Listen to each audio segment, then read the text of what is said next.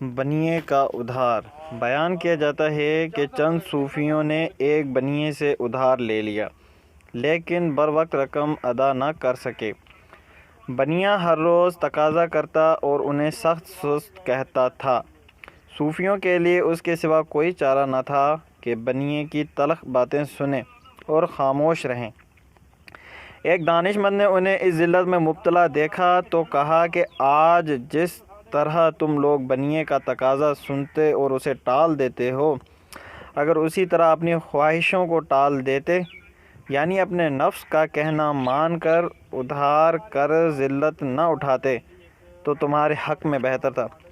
دست سوال غیر کے آگے نہ کر دراز، بہتر ہے اس سے بھوک کی سختی ہزار بار۔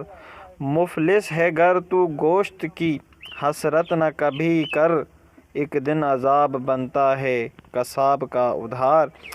وضاحت: حضرت شیخ سعدی رحمۃ اللہ علیہ نے اس حکایت میں قرض لینے کی مذمت کی ہے اور اس سے بچنے کا نہایت آسان اور عمدہ طریقہ بتایا ہے۔ ان کا ارشاد ہے کہ جس طرح ایک مفلس شخص قرض خواہ کا تقاضا سن کر خاموش رہتا ہے اور اس کی تلخ باتوں کو برداشت کرتا ہے، اسی طرح اگر وہ اپنے نفس کی تقاضا پر خاموش رہے اور نفس کی ترغیب کا شکار نہ ہو تو ہر طرح کی ذلت سے محفوظ رہ سکتا ہے۔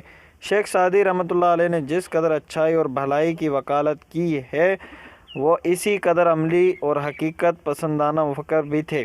دلچسپ نصیحت آموز حکایت کا سلسلہ جاری ہے۔ مزید ہمارے چینل کو سبسکرائب کریں۔